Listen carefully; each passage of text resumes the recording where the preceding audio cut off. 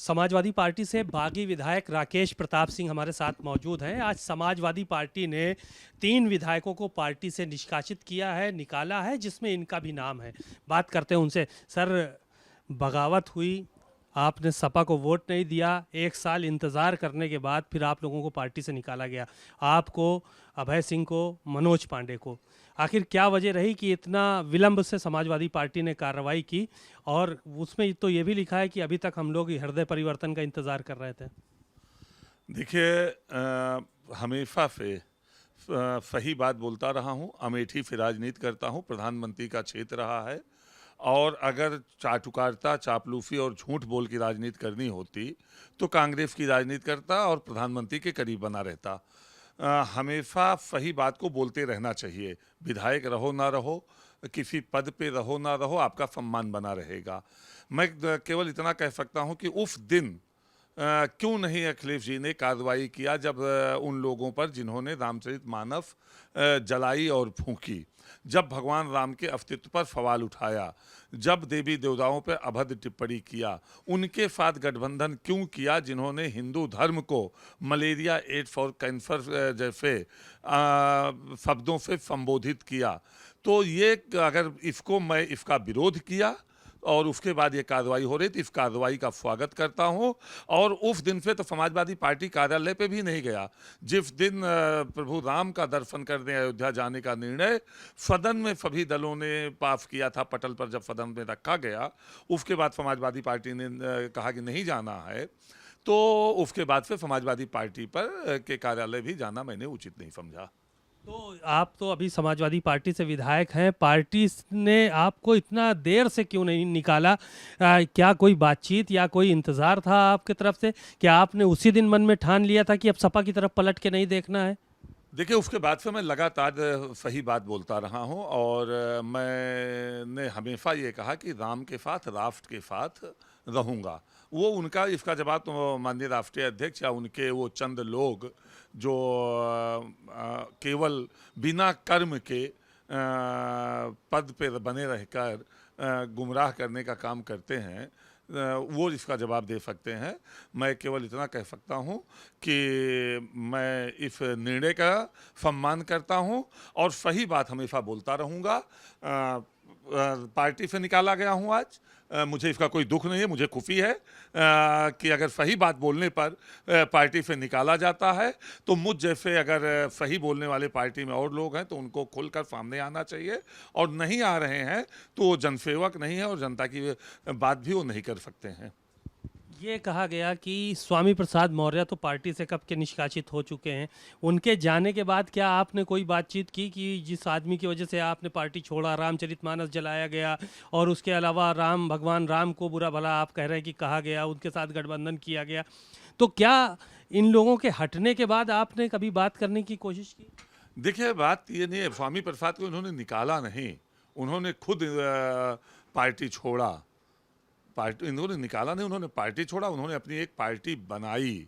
और मैं केवल इतना कह सकता हूं कि पार्टी धर्म के साथ भी नहीं, धार्मिक भावनाओं के साथ खिलवाड़ होता है तब भी नहीं खड़ी होती। उन धार्मिक भावनाओं के आहत होने लोगों के साथ या पार्टी के विधायक के साथ जब कोई अभद्र व्यवहार होता है या कोई झगड़ा झंझट होता है तब भी पार्टी नेतृत्व तो नहीं खड़ा होता। मैं उदाहरण के तौर पे आपको कह सकता हूं कि थाने में मेरा इतना बड़ा बवाल हुआ और भारतीय जनता पार्टी के कैंडिडेट के पति को मैंने थाने में पीट दिया और एक भी फोन राष्ट्रीय अध्यक्ष जी का मेरे पास नहीं आया कि पार्टी और मैं तुम्हारे साथ हूं। इससे ज्यादा और कुछ निंदनीय नहीं हो सकता है।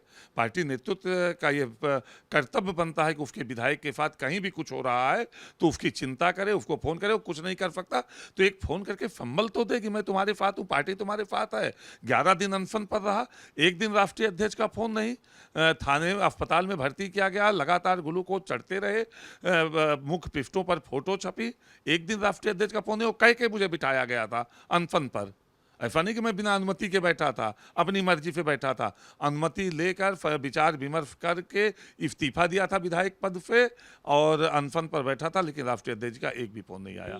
आपको निकाला गया है पार्टी से, कभी क्या मौका मिलेगा तो क्या उस तरफ रुख करेंगे पार्टी की तरफ से या बुलाया जाएगा? आपने कभी, अब तो बहुत बड़ी चीज़ें हो गई, बहुत आगे तक जा चुके हैं। राजनीति करूं या ना करूं, चुनाव लड़ूं या ना लड़ूं, विधायक रहूं या ना रहूं, लेकिन ऐसे नेतृत्व के साथ काम नहीं कर सकता हूं। ये खुला ऐलान कर दिया। खुला है, ये खुला है। जो ट्वीट आया है उसमें यह कहा गया कि नकारात्मक राजनीति आप लोग कर रहे हैं, पीडीए के विरोध में राजनीति आप कर रहे हैं, सौहार्दपूर्ण विचार सकारात्मक राजनीति के विपरीत आप लोग जो है वो राजनीति कर रहे हैं, तो इसलिए पार्टी से आपको निकालना पड़ा। हम सनातन के साथ हैं, हम सनातनियों के साथ हैं, हम राम के साथ हैं, हम राष्ट्र के साथ हैं, और वो इसका विरोध कर रहे हैं। मैं एक उदाहरण आपको और देता हूं नकवी जी। एक बार अभी कुछ दिन पहले एक लड़का आर्मी का शहीद हुआ, जगदीशपुर विधानसभा का, उत्तम सिंह। सवर्ण था, ठाकुर जाति का था, और वहीं राष्ट्रीय अध्यक्ष जी का 2-2, 3-3 दौड़ा अमेठी में लगा, धर्मेंद्र जी का दौड़ा लगा, और मैं कहता रहा कि उसके दरवाजे पर चले जाइए, नहीं गए। अगर कोई फौजातीय होता तो अगर उसके नाखून में भी चोट लग जाए तो उसके घर तक पहुंच जाते हैं, उसकी चिंता की जाती है। और कोई शहीद हो जाए देश की सेवा करते हुए, उसके दरवाजे तक भी आप नहीं जा सकते, ये कैसे बर्दाश्त होगा? हमको भी अपने समाज में जवाब देना पड़ता है, हमको भी अपने समाज में उठना बैठना पड़ता है, हमको भी उसकी 4 बातें सुनना पड़ता है। उसी रोड से 1 किलोमीटर बगल से आप निकल जा रहे हैं, एक दरोगा फांसी लगा के मरती है, उसके घर तक आप चले जाते हैं, उसी के 10 दिन आगे पीछे एक नौजवान शहीद होता है आर्मी का, और मैं आपसे अनुरोध करता हूं आप उसके घर तक नहीं जाते हैं। इससे ज़्यादा और क्या निंदनीय हो सकता है? आप लोगों को हृदय परिवर्तन की अवधि दी गई थी, कहा कि अवधि अब पूरी हो गई है, क्या कोई अवधि दी गई थी कि हृदय परिवर्तन हो जाए आपका, आप लोग जो है वो सही रास्ते पे चलें? इस तरह की बातें भी ट्वीट में कही गई हैं। हृदय परिवर्तन करने की उन लोगों की जरूरत है, राष्ट्र के साथ आ जाएं, राम के साथ आ जाएं, कल्याण हो जाएगा। राम का विरोध ठीक नहीं है, राष्ट्र का विरोध ठीक नहीं है। मैं केवल ये कहूंगा, मुझे हृदय परिवर्तन करने की जरूरत नहीं है, मेरा कॉन्सेप्ट बिल्कुल क्लियर है। जिस दिन रामचरितमानस फाड़ा गया था उसी दिन गौरीगंज में 5000 लोगों के मंच पर खड़े होकर मैंने कह दिया था कि राजनीति रहे ना रहे, टिकट रहे ना रहे, विधायक रहूं ना रहूं, लेकिन ऐसे विक्षिप्त प्राणियों का विरोध करता रहूंगा जो लोग इस तरह का कृत्य करेंगे। भारतीय जनता पार्टी कब ज्वाइन कर रहे हैं आप? ये भविष्य नहीं चिंता कुछ तय है कि मैं क्या करूंगा। मैं केवल ये तय है कि राम और राष्ट्र के साथ रहूंगा। भविष्य के लिए इतना कह सकता हूं कि आज भारत समाचार पे आपके साथ हूं, कल किसी और चैनल पे आपके साथ रह सकता हूं। शुक्रिया। आपने राकेश प्रताप सिंह को सुना, साफ तौर पर ऐलान कर दिया है कि अब उस तरफ मुझे पलट कर नहीं देखना है जहां पर रामचरितमानस का और हिंदुत्व का, सनातन का अपमान किया गया हो। कैमरामैन श्रवण कुमार वर्मा के साथ सीमा अब नकवी, भारत समाचार, लखनऊ।